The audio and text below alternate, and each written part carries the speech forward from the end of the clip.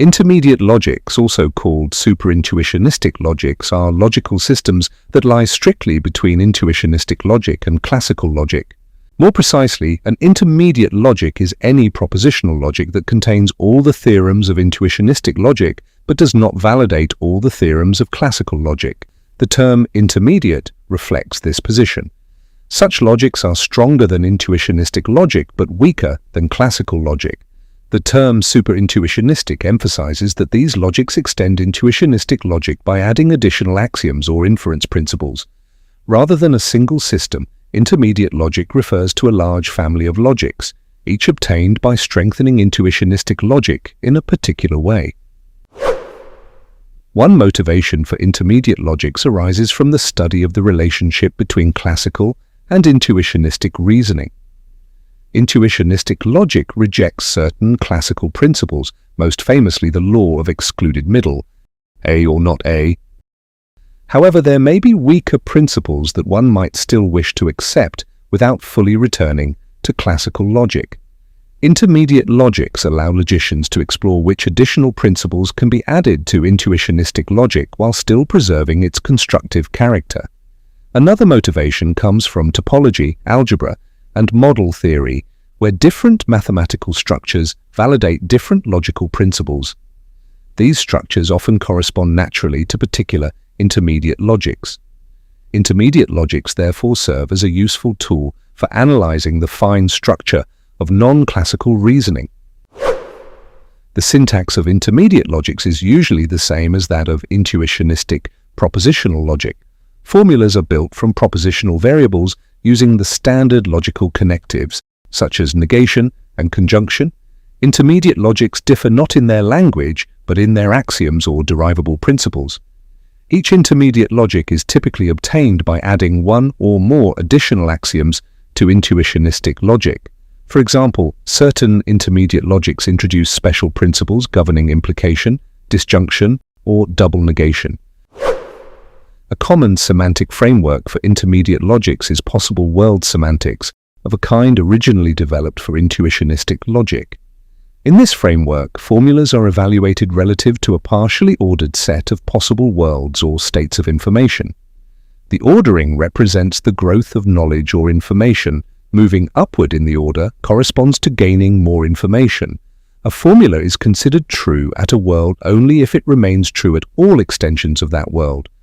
This persistence condition reflects the constructive interpretation of intuitionistic reasoning. Different intermediate logics correspond to different constraints on these frames. By restricting the structure of the partial order in various ways, one obtains different logical systems between intuitionistic and classical logic. Another important semantic approach uses algebraic structures, such as hating algebras or heighting algebras, which generalize Boolean algebras. Logical consequence in intermediate logic is defined in a similar way as in other propositional logics. A conclusion follows from a set of premises if and only if every model that makes the premises true also makes the conclusion true. Validity is therefore determined relative to the class of models appropriate for the particular intermediate system being studied. Because intermediate logics are weaker than classical logic, some arguments that are classically valid are not valid in these systems. At the same time, intermediate logics validate more principles than intuitionistic logic alone. Several proof systems are used to study intermediate logics. These include axiomatic systems, where intuitionistic logic is extended by additional axioms; natural deduction systems, which adapt constructive reasoning principles; sequent calculi, which organize proofs using structured inference rules; tableau systems, which are often used to show that certain formulas are not derivable. These methods help establish important results, such as completeness and decidability for particular intermediate logics. Many specific intermediate logics have been studied in the literature. One well-known example is Gödel-Dummett logic, which adds a linearity principle stating that for any formulas A and B, either A implies B or B implies A holds.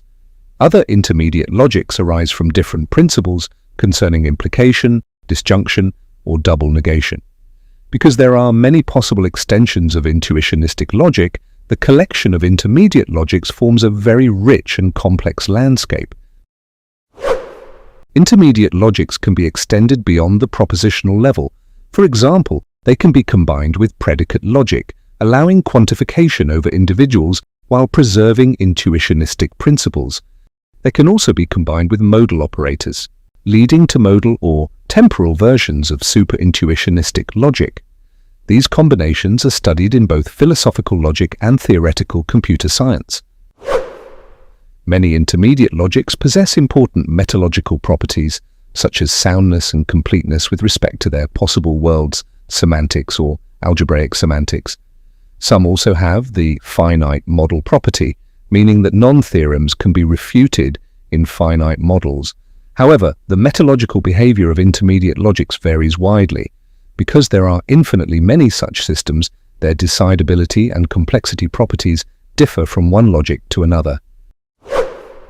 Intermediate logics provide a systematic way to explore logical systems between intuitionistic and classical logic.